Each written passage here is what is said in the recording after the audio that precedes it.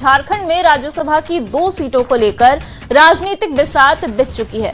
बस इसके पत्ते खुलने अभी बाकी हैं। बीजेपी की राजनीति जहां दिल्ली शिफ्ट हो चुकी है, तो कांग्रेस को जेएमएम के जवाब का इंतजार है। ये रिपोर्ट देखिए। राज्यसभा की बिसात तैयार, किसकी नैया होगी पार? दिल्ली में मंथन, रांची में इंतजार, किसके पक्ष में खेला इस बार?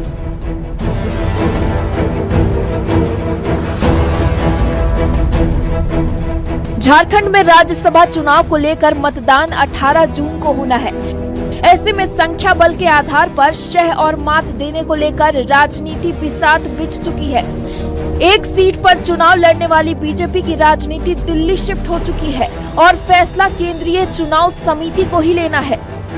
वहीं दूसरी तरफ 34 विधायकों वाले जेएमएम की एक सीट पर जीत तय है, जबकि दूसरी सीट को लेकर खेला होना तय माना जा रहा है, क्योंकि अभी तक कांग्रेस को जेएमएम की ओर से दूसरी सीट को लेकर कोई भरोसा नहीं मिला है। देखिए, राजनीति में अगर मगर चुकी इसलिए पर कोई काम नहीं होता है। सब लोग इस बात को सुनिश्चित करते हैं कि जीत हमारी किस में है, जीत तय कैसे होगी। देश को भारतीय जनता पार्टी की जरूरत है, राज्यों को भी भारतीय जनता पार्टी की जरूरत है, क्योंकि भारतीय जनता पार्टी एक पार्टी है जो देश को संविधान के अनुसार चला रही है। जेएमएम सूत्रों की मिली जानकारी के मुताबिक 4 जून तक पार्टी का कोई भी सदस्य राज्यसभा चुनाव के मुद्दे पर बोलने को तैयार नहीं है। राज्यसभा चुनाव में समर्थन को लेकर बीजेपी की ओर से अंतरात्मा की आवाज पर समर्थन वाला शब्द भी काफी तेजी से गूंज रहा है। ऐसे में कांग्रेस भी अंतरात्मा की आवाज पर समर्थन का दावा कर रही है। भी भाजपा ने कोई कैंडिडेचर घोषित किया नहीं है, फिर भी अब सस्पेंस और दिलचस्पी बनी हुई है। अगर अंतरात्मा की बात अंत तक कायम रहेगी तो फिर वही 2012 के पहले के इतिहास में हमें लौटना होगा। राष्ट्रीय जनता दल पूरी तरह से तटस्थ है, लेकिन निर्णय हमारे आला कमान करेंगे। माननीय लालू प्रसाद यादव जी और माननीय तेजस्वी प्रसाद यादव जी निर्णय करेंगे कि किनको वोट करना है, लेकिन राष्ट्रीय जनता दल का एक ही मकसद है, भारतीय जनता पार्टी को हराना, भारतीय जनता पार्टी को रोकना।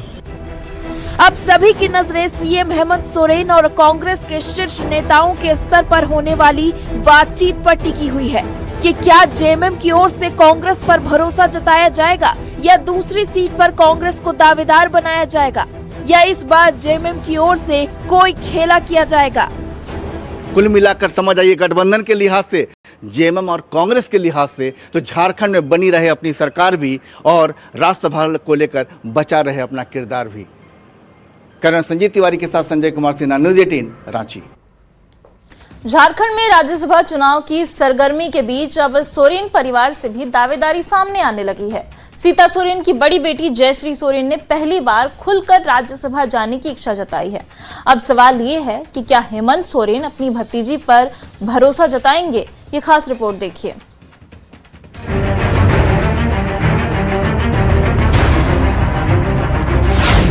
चाचा हेमंत करेंगे विचार, जयश्री का सपना होगा साकार, सोरेन परिवार की नई पुकार, राज्यसभा के लिए जयश्री तैयार।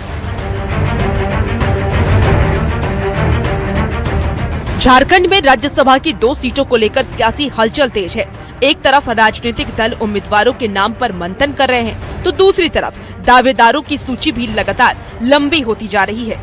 इसी बीच सोरेन परिवार से एक नया नाम सामने आ रहा है। जेएमएम की पूर्व विधायक और वर्तमान में बीजेपी नेता सीता सोरेन की बड़ी बेटी जयश्री सोरेन। जयश्री सोरेन ने भी अब राज्यसभा में जाने की इच्छा जता दी है।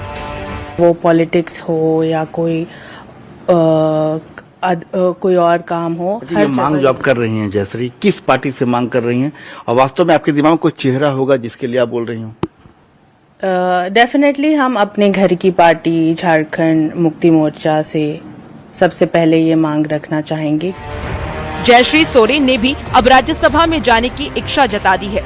जयश्री ने जेएमएम को अपना दूसरा घर बताया और ये कहा कि अगर सीएम हेमंत सोरेन को उनमें काबिलियत नजर आती है तो पार्टी उन्हें मौका दे सकती है। साथ ही उन्होंने पार्टी के हर फैसले का सम्मान करने की बात भी कही। हमारे चाचा मुख्यमंत्री श्री हेमंत सोरेन जी को ऐसा लगता है कि हमारे में वो काबिलियत है कि हम अपने कौम के लोग, अपने आदिवासी समाज के लोग जो इतने पिछड़े हैं आज भी, झारखंड अलग राज्य होने के बावजूद भी, उनके लिए हम अगर कुछ कर सकते हैं तो हाँ, हम डेफिनेटली बोलेंगे कि आप हमको नज़र में रखें, क्योंकि हम वो जिम्मेदारी बहुत ही बखूबी से निभाना चाहते हैं और अपने समाज के लिए ज़रूर कुछ न कुछ करना चाहते हैं। अब देखना दिलचस्प होगा कि राज्यसभा की इस सियासी दौड़ में जयश्री सोरेन की दावेदारी कितनी मजबूत साबित होती है और क्या जेएमएम उन्हें संसद के उच्च सदन तक पहुंचाने का मौका देता है। फिलहाल राज्यसभा चुनाव से पहले झारखंड की राजनीति में एक नया नाम चर्चा के केंद्र में जरूर आ गया है। संवाददाता संजय सिन्हा की रिपोर्ट।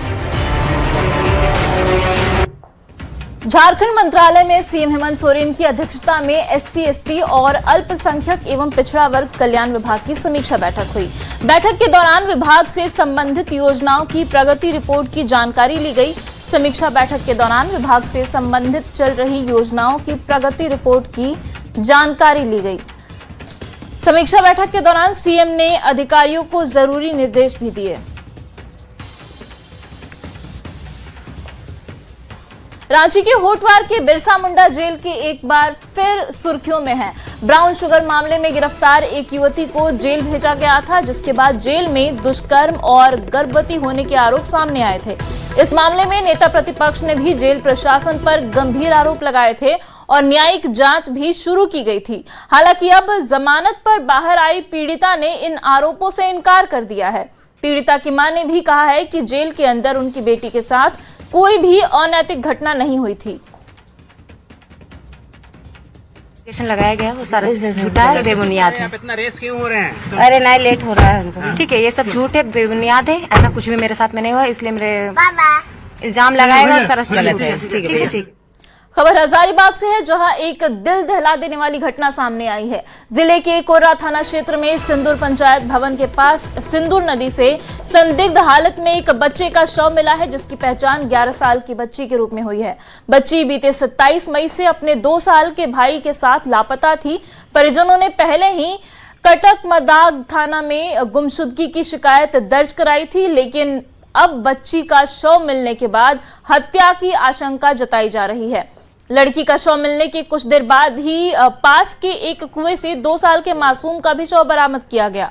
दोनों बच्चों के शव का शेख भिखारी मेडिकल कॉलेज अस्पताल में पोस्टमार्टम किया जा रहा है। घटना के बाद से परिजनों और स्थानीय लोगों में आक्रोश है और सभी जल्द आरोपियों की गिरफ्तारी की मांग कर रहे हैं।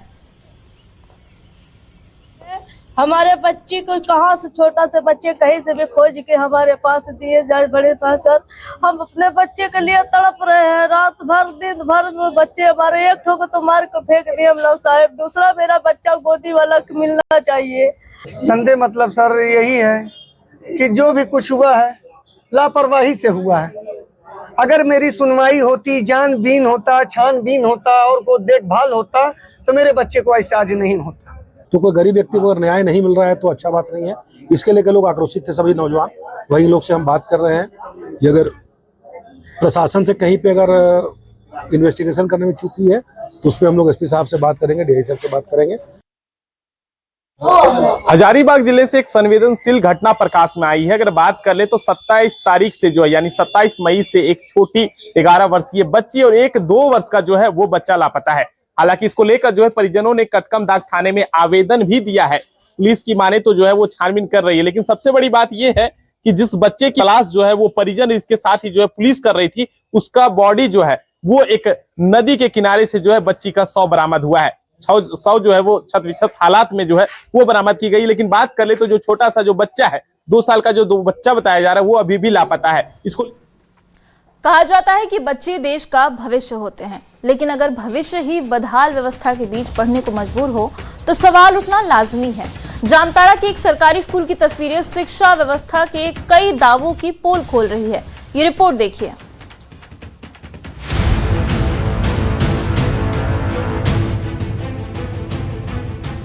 जरा इन तस्वीरों को गौर से देखिए। ये किसी खंडहर की नहीं बल्कि उस स्कूल की तस्वीर है जहां देश का भविष्य गढ़ा जा रहा है।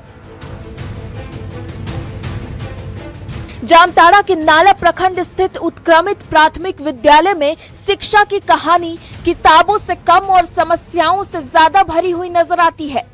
यहाँ कई बच्चे बेंच डेस्क के अभाव में जमीन पर बैठकर पढ़ाई करते हैं। जिस परिसर में नन्हे कदम रोज अपने सपनों को आकार देने आते हैं, वही जगह जगह बने गड्ढे उनकी सुरक्षा पर भी सवाल खड़े कर रहे हैं। सभी चीज़ का बहुत दिक्कत है यहाँ। कुछ सालों से जो हम लोग इससे पहले पढ़ाई कर रहे थे तो उस टाइम स्कूल पूरा अच्छा था, और अभी 8-10 साल के बाद हम लोग देख रहे हैं स्कूल आ रहे हैं बच्चा को एडमिशन करवाने के लिए, तो देख रहे हैं गड्ढा है, बाथरूम भी ठीक नहीं है, पानी का व्यवस्था ठीक नहीं है। स्कूल में बिजली का कनेक्शन तो है, लेकिन गर्मी से राहत देने वाले पंखे नहीं हैं। तपती गर्मी और उमस के बीच बच्चे पढ़ाई करने को मजबूर हैं। भवन की दीवारें भी अपनी बदहाली की कहानी खुद बयां कर रही है। ऐसा लगता है जैसे ये स्कूल लंबे समय से किसी की नजरे इनायत का इंतजार कर रहा हो। पढ़ाई के साथ साथ स्वच्छता और सुरक्षा भी किसी स्कूल की अहम जरूरत होती है, लेकिन यहाँ हालात और भी चिंताजनक है। 2 चापाकलों में से एक खराब पड़ा है, जबकि शौचालय में दरवाजा तक नहीं है। सबसे ज्यादा परेशानी छात्राओं को उठानी पड़ रही है। यहाँ पर हम आते हैं, इन लोग को मील का भी इन लोग को ठीक सही समय में उनको भोजन का भी उपलब्ध सही का देख रहे व्यवस्था नहीं किया जा रहा है। जब बेंच डेस्क का ये था उस समय प्रभारी हम नहीं थे। कब से प्रभारी हैं आप? प्रभारी हम 2020 से। तो 6 साल में अभी तक बेंच और डेस्क बच्चों को क्यों नहीं मिला? अभी बेंच डेस्क का डिमांड नहीं ये हुआ है, इसीलिए नहीं प्राप्त उपलब्ध नहीं हुआ। आप डिमांड नहीं किए हैं? डिमांड नहीं लिया तो क्या है, बिहार से डिमांड लेगा तब ना देंगे हम। सरकारी योजनाओं में शिक्षा और प्राथमिकता देने के बड़े बड़े दावे किए जाते हैं, लेकिन मुर्गा डांगल स्कूल की ये तस्वीर पूछ रही है कि आखिर बच्चों को बेहतर शिक्षा का अधिकार कब मिलेगा? बच्चों की सुरक्षा की जिम्मेदारी किसकी है? कब तक बदहाली के बीच बच्चे पढ़ेंगे? क्या यही है राज्य की अच्छी शिक्षा व्यवस्था?